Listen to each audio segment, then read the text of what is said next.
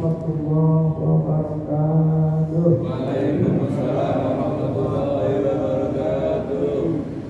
Alhamdulillahilladzi hadana li hadza wa ma kunna linahtadiya laula an hadana Allah. Wassalatu wassalamu ala sayyidina wa habibina wa syafi'ina wa jawfarina wa qurrati a'yunina wa maulana Muhammad sallallahu alaihi wasallam wa ala alihi wa sahbihi wa man tabi'ahu wa wala. Alhamdulillah wa syukru ala ni'matillah ala ni'matil Islam wal iman at-tahqiq ala iman wal Islam at-tauhid wal istiqamah wa salatuhu wa salamuhu ala Rasulillah sallallahu alaihi wasallam. Allahumma salli wa sallim wa barik alaihi wa sallam. Alhamdulillah, marilah kita panjatkan puji syukur kita kepada Allah Subhanahu wa taala, di mana pada malam hari ini, malam Isnin, kita bertemu kembali, berjumpa kembali dalam rangka Qiyamul Mubarak. Mudah-mudahan apa yang kita lakukan ini diridhoi oleh Allah Subhanahu wa taala, dan kita mendapat ilmu dalam mempelajari fikih sebagai pokok ilmu kita sehari-hari ini. Hadirin, sebelum saya melanjut pada masalah mudzakarah, lebih dahulu izinkan saya untuk mengucapkan minal aidin wal faizin wal faizin wa antum bil khairin. Meskipun kita sudah melewati beberapa bulan yang menyebabkan masyarakat 15 tahun, semoga apa yang kita lakukan itu makhluk berupa puasa Ramadan maupun yang sunnah makhluk, dan itu sholat tarawih, tahajud, duha dan sebagainya. Semoga Allah SWT memberikannya. Hadirin, baiklah, kita kembali lagi kepada permasalahan pokok, yaitu zakat. Sebelum saya jawab pertanyaan tadi, ini ada punya sambungannya awalnya, supaya kita ingat dan memahami apa yang ditanyakan tadi sama guru kita. Hendaknya kita kembali mengulang 192. Lihat di situ. Jadi dijelaskan, Bismillahirrahmanirrahim. Apakah cara seperti itu dianggap memutuskan mualaf yang mengakibatkan bacaan Fatihah menjadi ulang, mesti ulang? Jawabannya, imam tidak perlu mengulangi bacaan Fatihahnya kalau makmum mengingatkan imam yang diam lupa pada ayat ketujuh. Jadi kalau ada imam ya ujuk-ujuk dan membaca Fatihah, berhenti. Ya. Kalau lagi ngobrol. Hah? Ya kalau lagi ngobrol. Imam, orang jadi imam baca Fatihah, ujuk-ujuk berhenti, diam aja terima. Imam bisa gitu, mandek. Nah, jadi kalau mau gitu gimana? Kemudian makmum mengingatkan, ya, dengan ucapan subhanallah atau mengingatkan bacaan surah Fatihah. Berarti imam baca gini, Bismillahirrahmanirrahim. Alhamdulillahi rabbil alamin. Ar-Rahmanir Rahim. Maliki yaumiddin. Lagi timbang diam. Makmum kesel tidur ya kan? Makmum ada seorang makmum di belakang nih, maaf. Iyyaka na'budu kata dia. Dan baru iyyaka na'budu. Imam tidur makmum. Itulah kepentingan salat berjamaah gitu, ya. Bisa terjadi seperti itu. Manusia mahal wafat ini. Nah kalau itu gimana yang ditanyakan ya gitu ya? Apakah imam itu balik awal lagi gitu? Wah nggak enak nih, mulai lagi dalam hatinya ya enak. Bismillahirrahmanirrahim. Alhamdulillahirabbil alamin. Apakah gitu kan? Ya kan? Jawabannya tidak. Imam tidak perlu mengulangi bacaan Fatihah. Kalau makmum menginginkan imam yang diam karena lupa pada ayat tulisannya. Tapi di sini makmum harus lihat qiraat. Si makmum yang ingatin tadi harus punya niat qiraat membaca ayat. Jangan punya niat hilangin gitu. Dia dalam hati sebelum dia kata iyyaka na'budu gitu kan. Nah dia mesti niat juga, saya lihat baca Fatihah gitu. Ya, di samping juga mengingatkan imam. Adapun tempat mengingatkan imam sebagaimana apa yang telah dikemukakan oleh Syekhuna adalah kalau imam sudah diam. Imamnya udah diam lama gitu.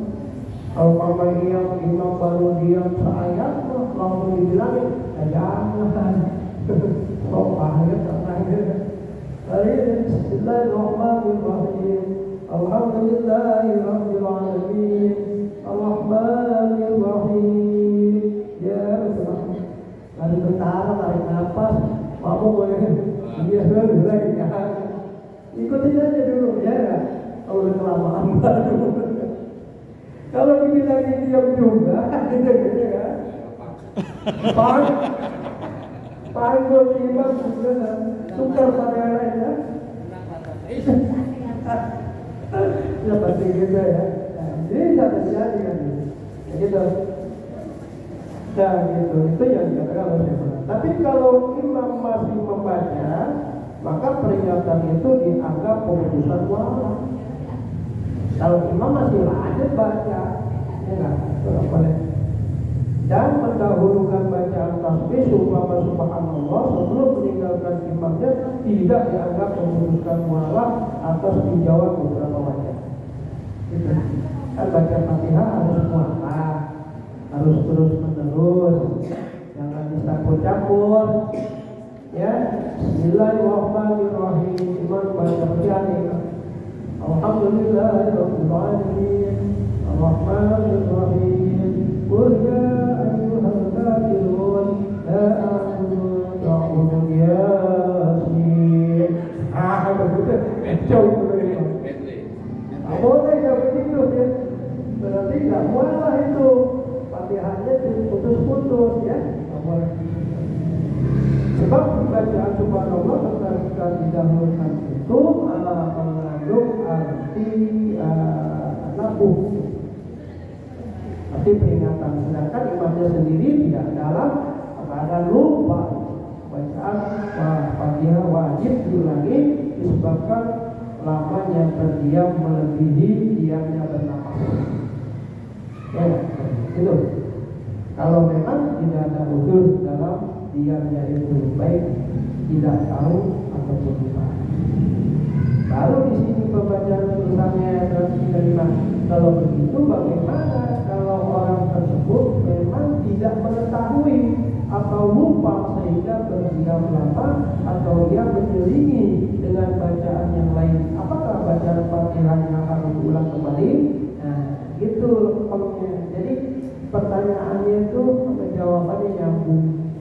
Jawabannya gimana? Nah ini Bismillahirrahmanirrahim.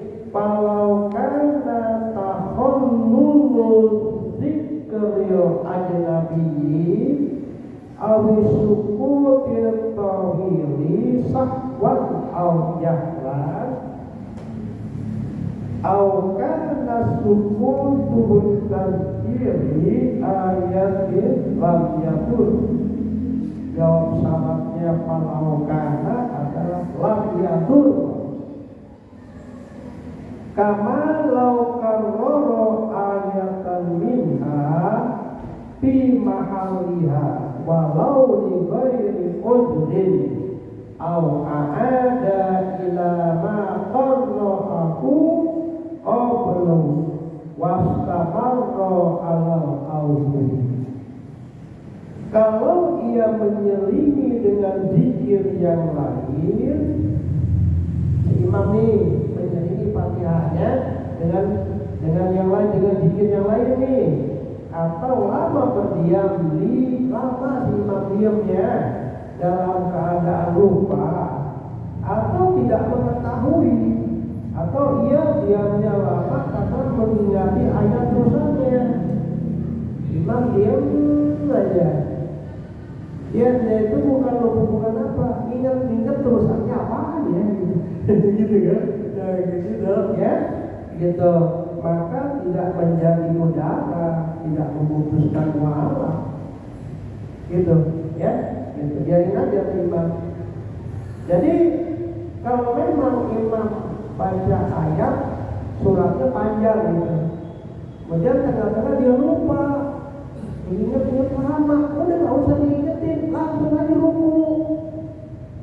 Iya, nggak usah diingetin sampai ketemu apa itu, bahaya itu jadinya ya. Imam lupa, baru juga satu ayat, dua ayat imam lupa, udah aja ruku. Allahu Akbar, bener apa? Ya, baca surat Ar-Rahman, Al-Quran, baru dua ayat berhenti ya, apa lagi ya? Mau dibaca pakai ayat Allah sudah kita kalau jauh kan kita kan, ya udah nggak usah diingat-ingat lagi kalau nggak hafal mah ya, langsung aja ruku. Sekalipun suratnya baru dua ayat, gitu. Jangan dengan maksain ingetin ya, udah aja gitu. Nah kalau seperti begitu apa dianggapnya sebagai pemutusan muamalah? Pemutusan terus-menerus tidak masalah, tapi atur gitu ya.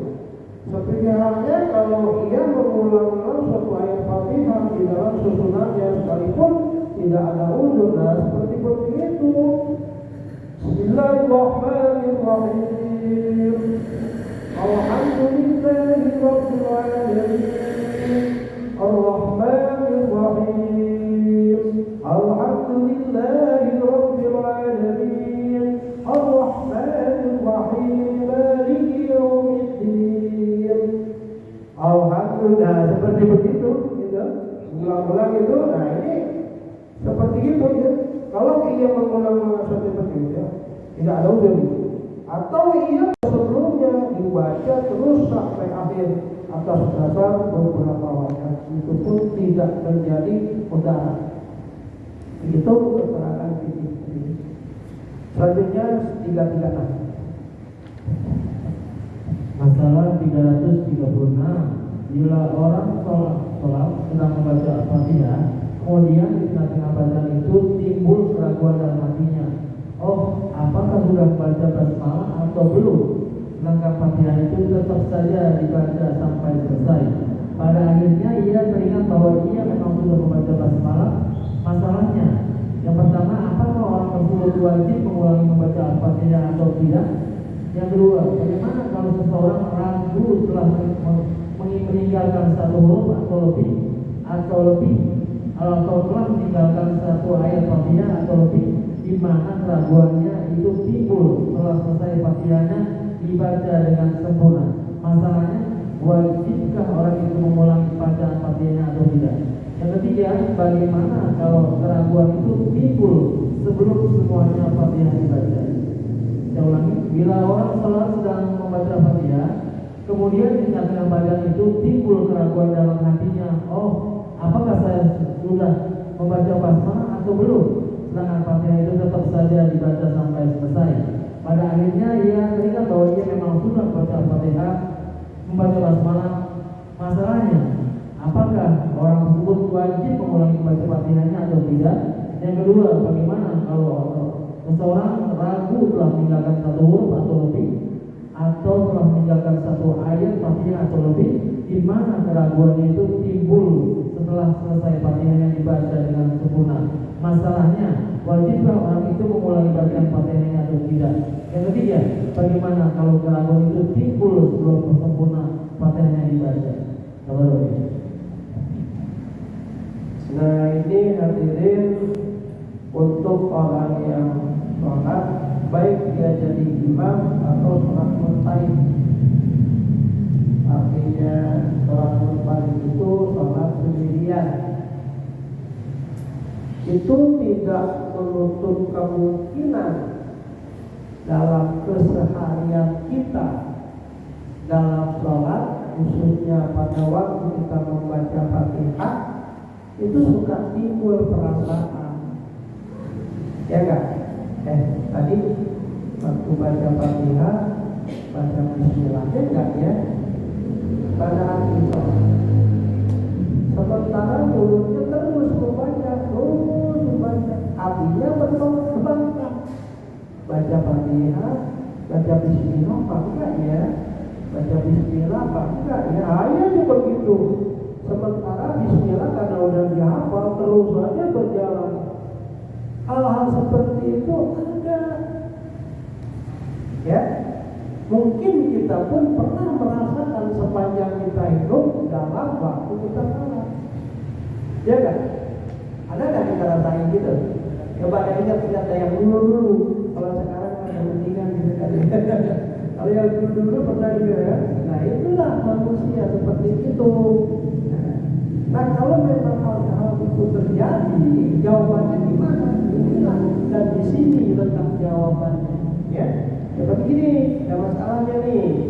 Bila orang sholat sedang membaca Fatihah, kemudian di tengah-tengah bacaan itu timbul keraguan dalam hatinya. Kita di sholat, ya enggak? Kita dibaca Fatihah, gitu kan? Kemudian timbul di situ diselingi oleh keraguan. Tadi baca Fatihah, baca Bismillah, enggak ya? Gitu kan? Nah itu apakah sudah membaca basmalah atau Bismillah atau belum? Gitu kan? Sedangkan bacaan itu tetap saja dibaca sampai pada akhirnya dia teringat bahwa dia memang sudah membaca Bismillah. Gitu. Endingnya gitu, dan kesimpulan ya.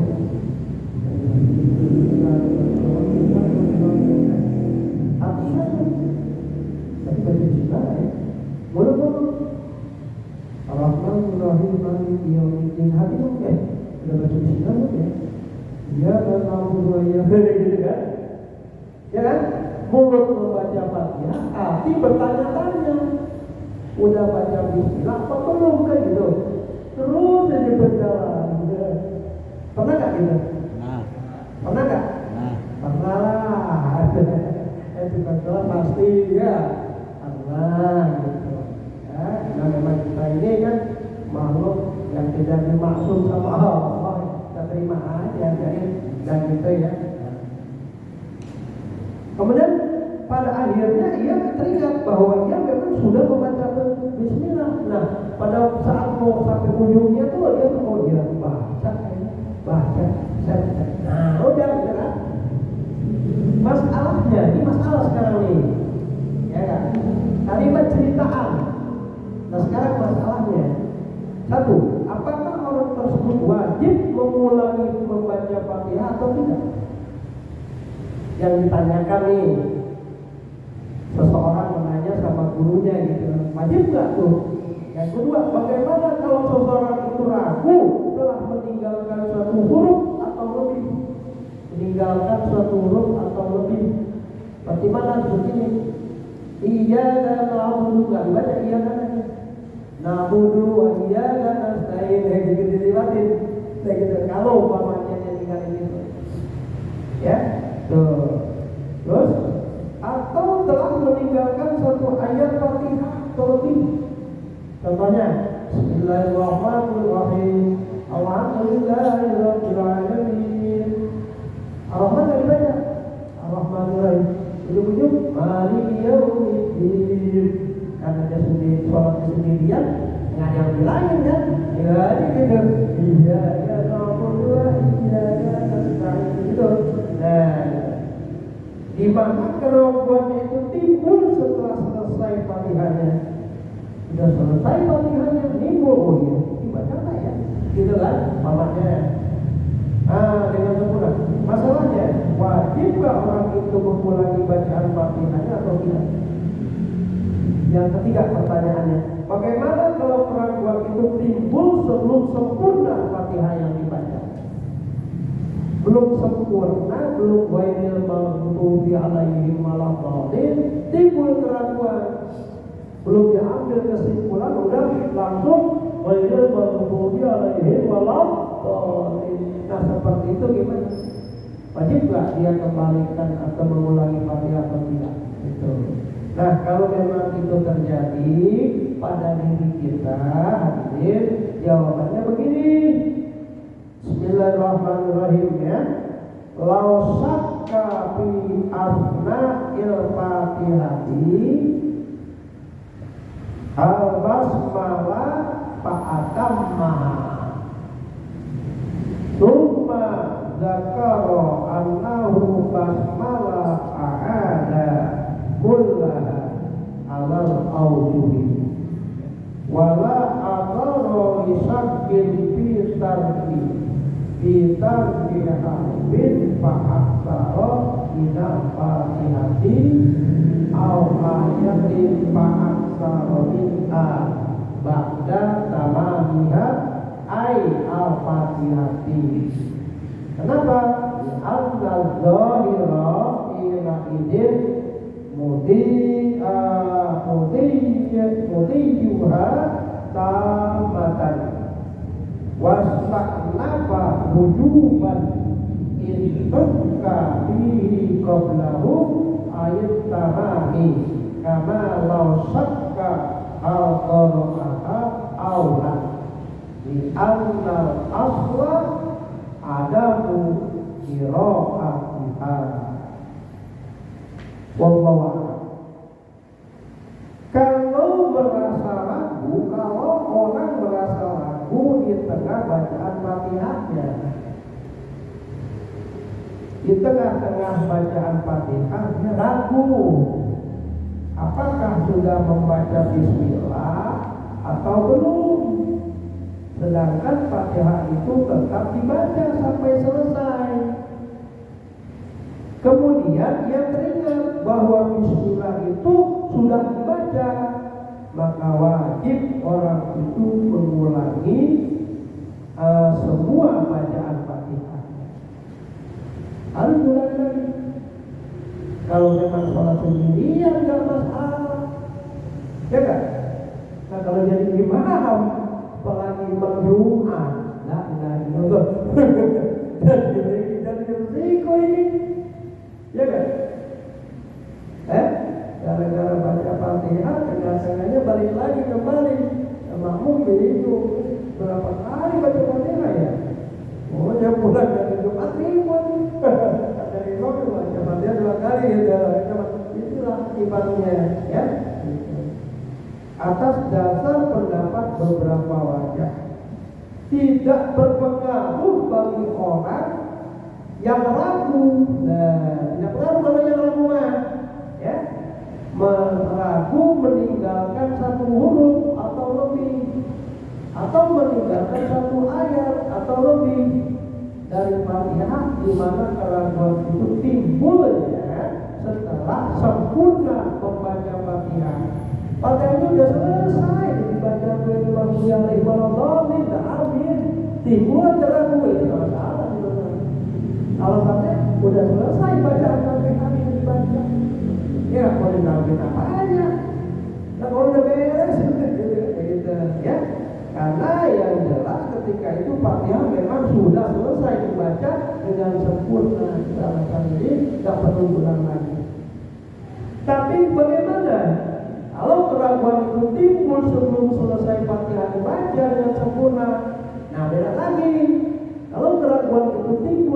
tengah-tengah bacaan Fatihah, sementara Fatihah yang dibaca belum beres, belum sempurna semuanya belum.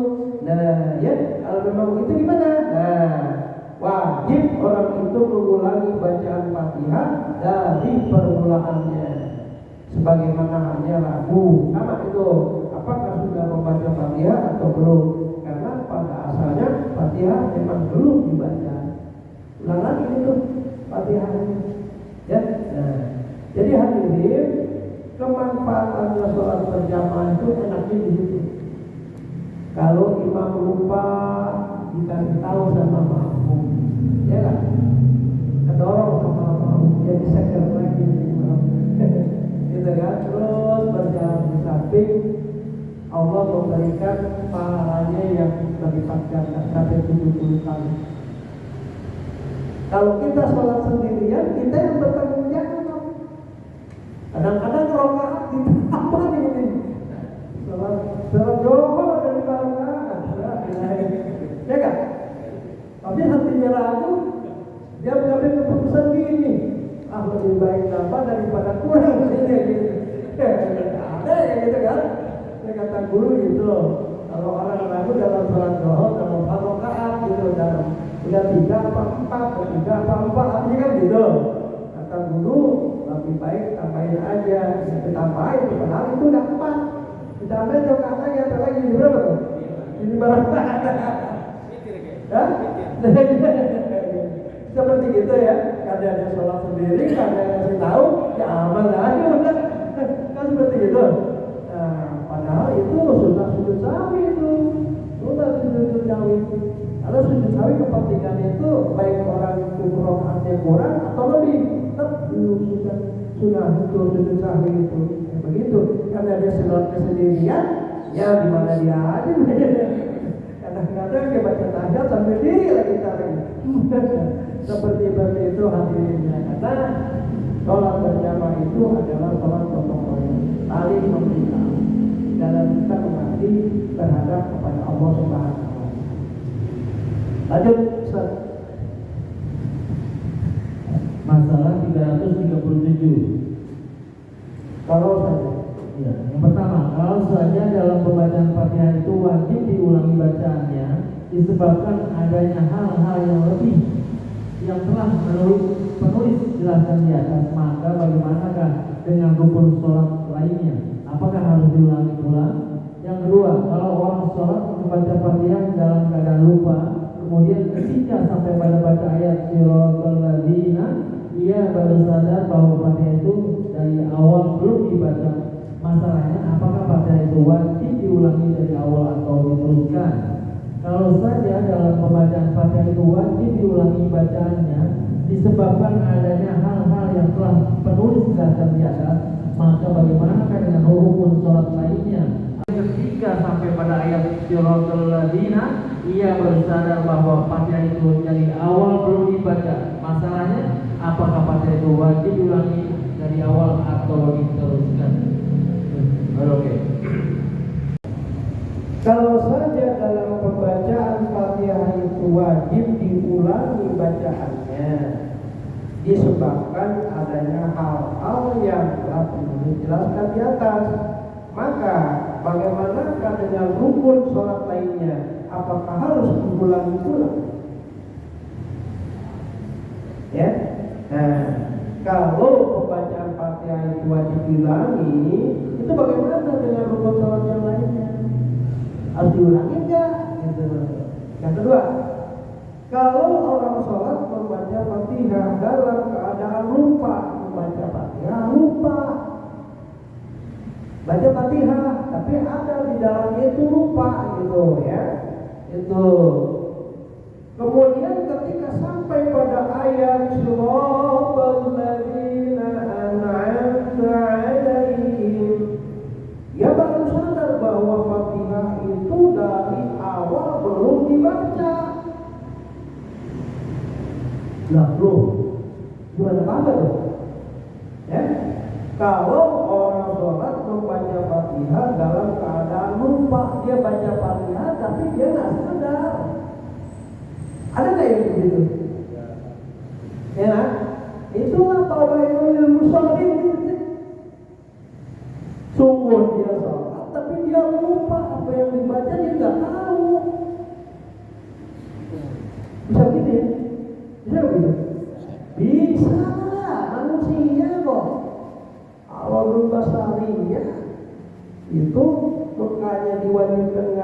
karena banyak orang yang kayak gitu. Maka ngaji ini sebagai tuntunan dan penjawaban adanya di situ. Ya apa? Ya orang-orang yang kita yang melakukan sholat. Masa yang lupa yang tak pernah melakukan sholat? Justru masalah yang lupa itu orang yang suka salah baca Fatihah lupa gitu. Nah, ya. Terus ketika orang itu sampai pada ayat siratal ladzina an'amta 'alaihim, baru dia ingat, oh iya ya. Oh iya ya. Nah, dia baru sadar bahwa Fatihah itu dari awal belum dibaca. Kok seperti itu ya? Nah itu hadirin ya. Masalahnya apakah Fatihah itu wajib diulangi dari awal atau diteruskan? Sebagai jawabannya ini waqal fatihati bidzalika sa'irul arkan. Kalau sakka bi asli sujudi masalan ata bihi au ba'dahu bi nahwi waqil yadi lam yaljamu syai'un walau qur'aha ghafilan fafatina inda siratal ladina walam yatayaqqanu qira'atahu lazimahu istaknahuha. Ya seperti bacaan Fatihah saja. Yang demikian itu berlaku pula pada semua rukun sholat. Berlaku semuanya di kalau waktu ya. Nah gitu ya. Kalau orang ragu dalam hal sujud, apakah sudah sujud atau belum, maka wajib melakukan sujud. Atau sesudah selesai sujud timbul ragu apakah pada waktu sujud meletakkan telapak tangan atau tidak. Maksudnya gini, tangan kita nempelin. Tadi ngangkat gini. Nah, ada ngambang nempel. Ininya nempel nih. Keningnya nempel sejadah, tangannya ngangkat nih. Ada nggak? Ada kalau ada masalah pasti ada. Ulama lebih tahu hadirin. Biarin dia hidupnya lebih dulu dari kita, tapi dia udah bisa menjangkau keadaan umat Islam saat ini. Dia udah tahu berapa ratusan tahun nih. Punya ulama. Nah gitu ya. Timbul pada waktu sujud meletakkan telapak tangan atau tidak. Maka di sini tidak wajib mengulangi sujudnya. Andaikan ada orang sujud, ya nggak keningnya nempel sejadah, tangannya ngangkat gitu kan? Ya orang apa fokus apa seperti itu? Udah kita udah ya, gitu.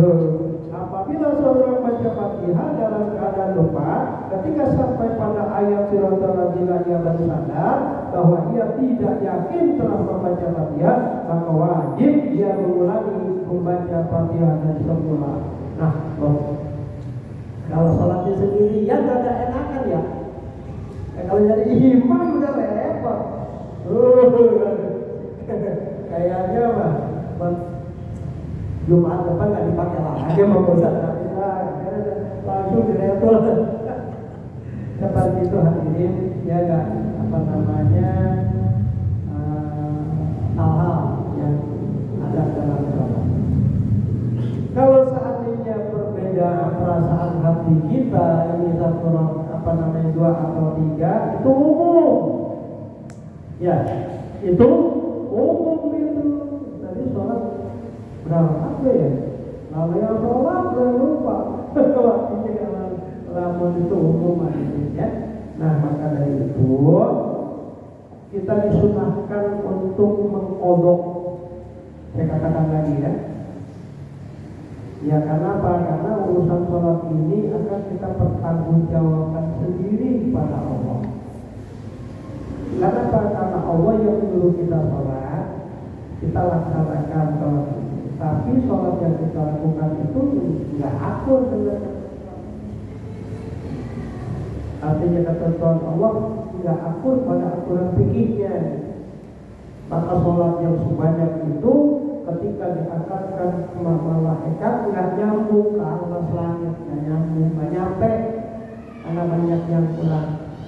Maka dari itu saya punya guru kasih tahu ya, dia ikhtiar perbanyakilah sholat qadha.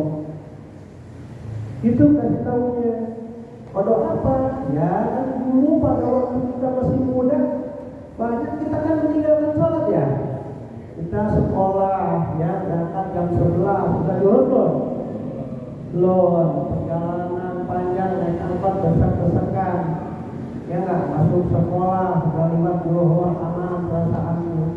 Lebih besar sekolah daripada sholat zuhur.